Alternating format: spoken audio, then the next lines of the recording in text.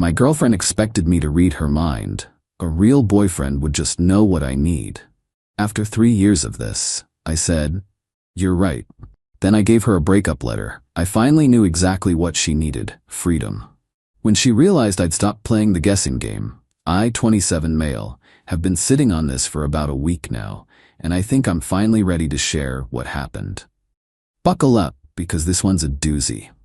Quick context: I was with my girlfriend for 3 years. 3 years of walking on eggshells, second-guessing every decision, and apparently failing some cosmic boyfriend test I didn't know I was taking. She was beautiful, smart, came from a good family. On paper, perfect. In reality, I was dating a mind reader, or rather, someone who expected me to be one. It started small. Year 1, we're at a restaurant. She orders a salad, I order a burger. My burger comes out looking amazing. She stares at it. Nothing. "You sure? You keep looking at my plate." Sighs dramatically. "If you don't know, I'm not going to tell you." Spoiler, she wanted some of my fries, but I was supposed to know that without her saying it. When I finally offered, she said, "It's too late now, the moment's passed." I thought it was a quirk. Cute, even. I was an idiot. Year 2, things escalated. Every interaction became a test I didn't study for. Her birthday. I got her a really nice necklace, the exact one she'd pointed out at the mall 2 weeks earlier. Wrong move. A real boyfriend would have picked something himself, not just gotten what I showed him. It's about the thought. Valentine's Day. I planned a surprise dinner at her favorite Italian place. Wrong again.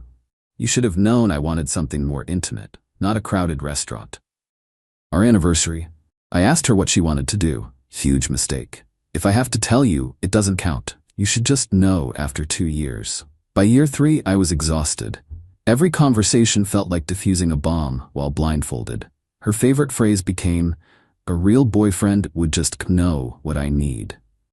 I heard that phrase probably 3 times a week, at minimum. Last month was the breaking point. We were planning a weekend trip, or rather, I was trying to plan one while she refused to give any input because I should know what she wants by now. Me, beach or mountains, just give me a direction here.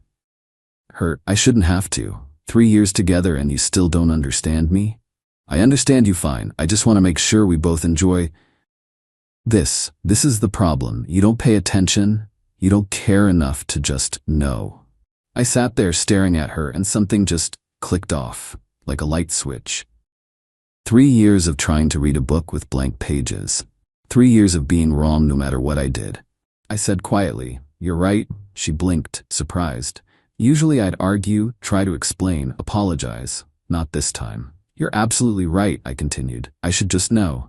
She looked suspicious but also a little smug. "Finally, thank you for admitting, and I finally do know something. I know exactly what you need." I stood up, went to my desk, and pulled out a letter I'd written 2 nights before during one of her silent treatments. She was mad I'd bought the wrong brand of coffee creamer. I should have known she'd switched preferences. I handed it to her. "What's this?" she asked. "What you need. Freedom. From a boyfriend who can never get it right." The letter was simple. 3 paragraphs. No drama, no blame, just facts. We weren't compatible. I couldn't be the mind reader she needed. I wished her well, finding someone who could meet her expectations, because I clearly couldn't. She read it again, then looked up at me with this expression I'd never seen before. Genuine shock. "You're breaking up with me? In a letter?" I figured you'd want me to just know this was the right way to do it. No need to discuss. A real boyfriend would just know, right? She started crying. "You can't be serious over something this small." "It's not small. It's 3 years of never being good enough no matter how hard I try. I'm done guessing." I grabbed my jacket and left. Stayed at my buddy's place that night. Thought that was the end of it. It was just the beginning. Update 1 week later. So the fallout from the breakup letter has been something else. First 48 hours were relatively quiet. She texted a few times, ranging from, "We need to talk," to, "You're being dramatic," to, "I can't believe you're throwing away 3 years over nothing." I didn't respond to any of them. Then her mom called me. Her mom has always liked me. Saw me as the stable one who'd eventually propose and give her grandkids. So when she called, I actually answered. "Sweetie, what's going on? My daughter's a mess." With respect, I think you should talk to her about that. She says you broke up with her over a coffee creamer? I almost laughed. Of course that's how she framed it. That's not accurate. It was 3 years of being expected to read her mind and being punished when I couldn't. Oh, honey, that's just how she is. You know women, we want our men to pay attention. There's a difference between paying attention and being psychic. I tried. For 3 years, I'm done. She tried the guilt approach. Her father and I have been married for 30 years. You think I haven't had to train him? That's what relationships are. Training implies someone tells you what to do. She never told me anything. Just got mad when I didn't magically know. Well, maybe if you'd tried harder? Goodbye. Please don't call again. Thought that was bad? Day 4, her sister shows up at my apartment. I'd moved back in since it was my lease, and my ex had gone to stay with a friend. Her sister is intense. Picture someone who peaked in high school cheerleading and never quite accepted it. She barged past me when I opened the door. We need to talk about what you're doing to my sister. I'm not doing anything to her. I ended a relationship. With a letter? Do you have any idea how humiliating that is? Should I have just known the right way to do it? Because that was kind of the point.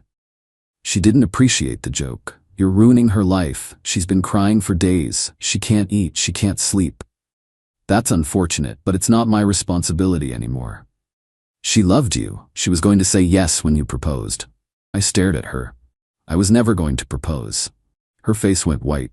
What? I realized about 6 months ago that I couldn't marry someone who made me feel a constant disappointment. The only reason I stayed this long was because I kept hoping things would change. They didn't. You led her on for 6 months? No. I tried for 6 months to make it work. There's a difference. She stormed out, calling me every name in the book. Heartless was the nicest one. But here's where it gets interesting. Day 6, I get a call from my landlord.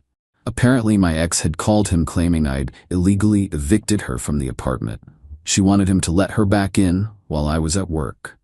Lucky for me, my landlord is a stand-up guy. He pulled the lease. Son, her name ain't on here. She's got no claim. I told her to take it up with you or the police. And if the police come, I'll show them the same paperwork. You're good.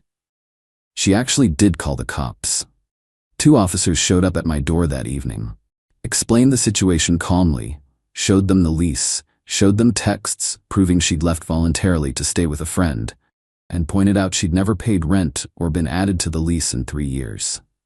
The older cop nodded. Sir, this is a civil matter. She can come get her belongings with your agreement, but she has no legal right to the residence. The younger cop looked a little more sympathetic to her. She was outside in the hallway doing her best victim performance, but even he couldn't argue with paperwork. She had to schedule a time to pick up her stuff. I gave her 2 options: Saturday between 10 a.m. and 2 p.m., or Sunday same times. She wanted to come at 9 p.m. on a weekday, because that works best for her. I should have known that, apparently. I said no, weekend only. She could bring people to help, but I'd be there the entire time. My apartment, my rules. She chose Sunday. I spent Saturday packing her things into boxes, found some stuff I'd forgotten about, clothes she'd left, books, her extensive skincare collection that took up half my bathroom counter. Boxed it all. Then I found the journal. It was wedged behind the nightstand, must have fallen. Normally I wouldn't read someone's private journal, but curiosity got me, especially after a page fell open to an entry from about a year ago.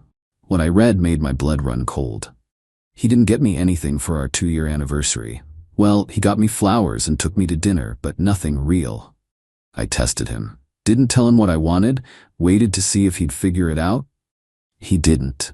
Mom says I need to be more direct, but I think if he really loved me, he wouldn't need directions. My friend at work agrees. She says her boyfriend always knows what she wants. I think she's lying, but it sounds nice. I'm gonna keep testing him. If he passes, I'll know he's the one. If he fails, well, that tells me everything I need to know.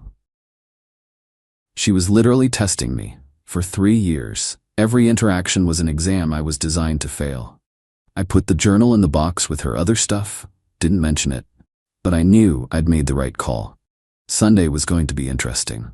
Update 2, the pickup day. Sunday, 10 a.m. sharp. I'd slept terribly but was ready. She showed up with an entourage. Her mom, her sister, and some guy I'd never seen before. Tall, well-dressed, smug expression. I later learned he was her work friend, the one whose boyfriend supposedly always knew what she wanted. Turns out he wasn't a work friend, but we'll get to that. I opened the door, but kept my foot behind it. You can come in, they wait in the hallway.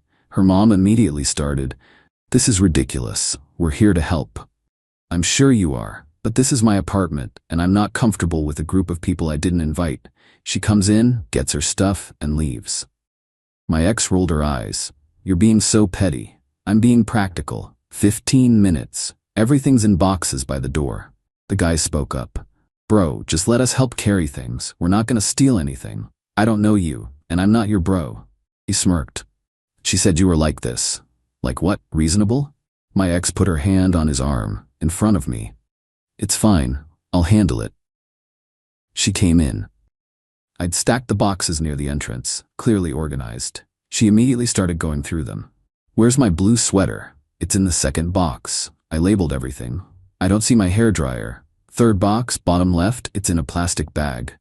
"What about my—" "If you'd actually look through the boxes, you'd find everything." I was thorough. She made a show of opening every single box, inspecting contents like I'd somehow sabotaged her belongings. Every few seconds she'd look up at me with this wounded expression. Classic. Then she found the journal. Her face went pale. She glanced at me, then back at the journal, then at me again. "Did you read this?" "It fell open. I saw enough." "That's private.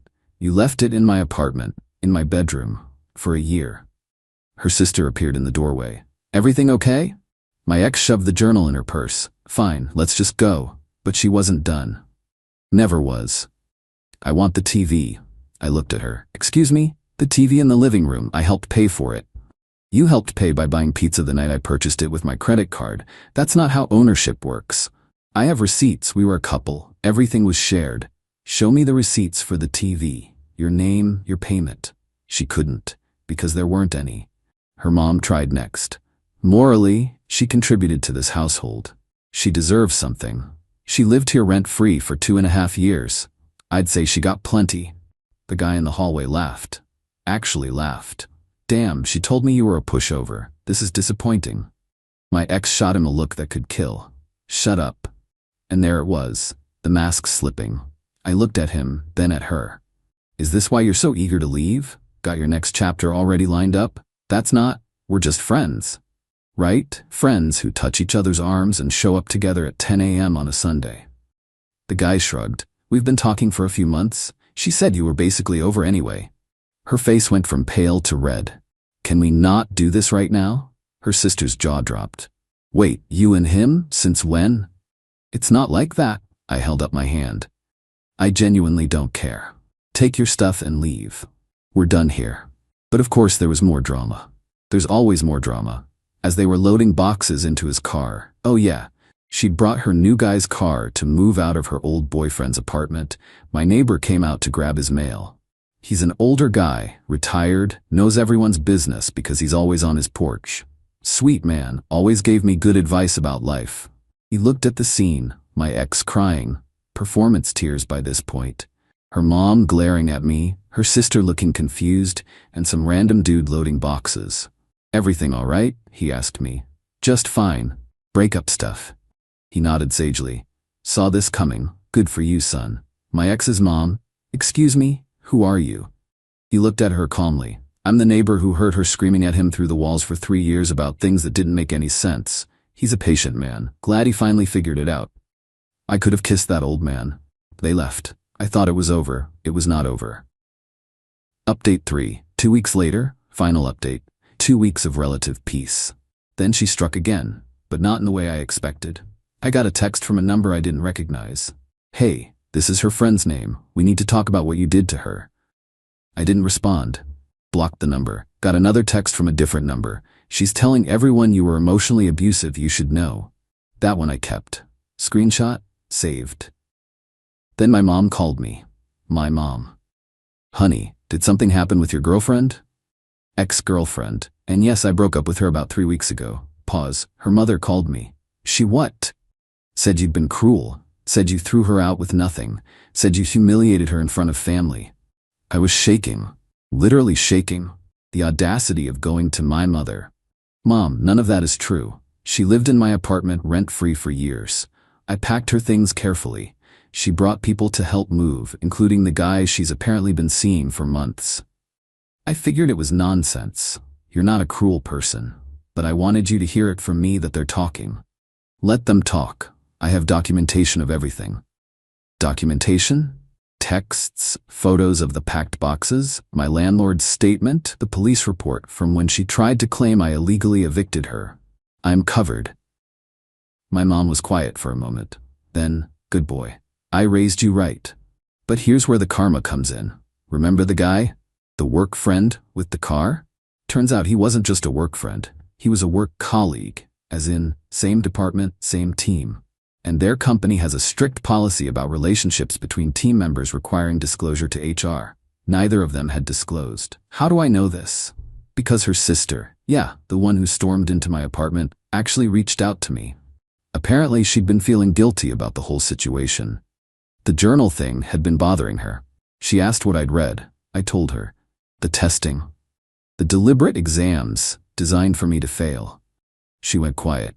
Then she said, she does that with everyone.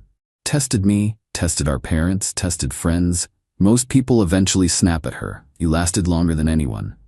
Great, so I won a prize for tolerating manipulation the longest. I'm not excusing it. I'm sorry. I didn't know it was that bad. Then she dropped the real news. My ex and her new guy had been caught at work.